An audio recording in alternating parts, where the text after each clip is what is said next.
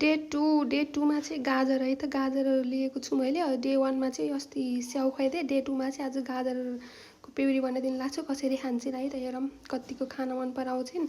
यो गाजरको बाहिरको बोक्रा फ्यालेँ अनि त्यसपछि यति मात्र भयो पुग्छ उसलाई अब ट्राई गर्नको लागि मात्र यति काटेँ अब यहाँ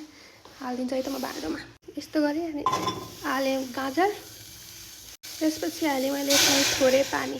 अब यसलाई उम्लिन दिन पर्यो पाक्नु जेलसम्म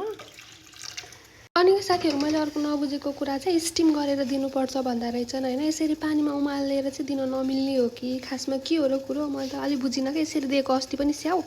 त्यसरी दिने हैन उमालेर दिने हैन स्टिम गर्नुपर्छ भन्नुभयो त्यो मोमो पकाउने जसरी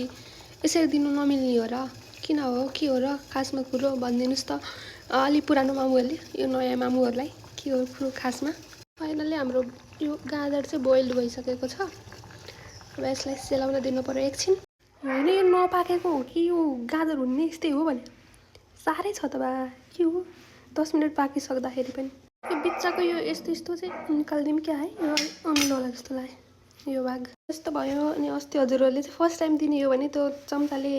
मिक्स नगर्नु मिक्सरमै युज गर्नु नत्र त्यो चम्चले गर्दा अलि ठुलो भयो भन्नुभएको थियो हजुरहरूको कुरालाई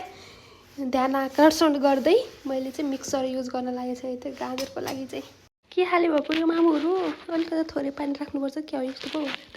ए थोरै यसकै पानी राख्दिन्छ है त फाइनली रेडी भइसकेको छ यस्तो भयो है के यस्तो देख्न सक्नु यतिको ठिक छ नि मामुहरु अस्ति त मलाई त्यो फर्स्ट टाइम दिदै हुनुहुन्छ भने त्यो ठुलो भयो भन्नुहुन्थ्यो आज चाहिँ मिक्सरमा घैया बनाइदिएको यतिको भयो है त कसरी खान्छन् हेरौँ है त ठिकै हो मिक्सरमा घैया बना मिठो छैन मिठो छ खाऊ ले चपाइ छ ओ त छैन कुन मिस्केर आयो धोको हो त्यही सानोमा खै खाऊ खाऊ खाऊ खाइन ए उकाले हेर्दै अड्के जस्तो गरे पिरो भयो ए मिठो छ ल खाइन सक्सेसफुल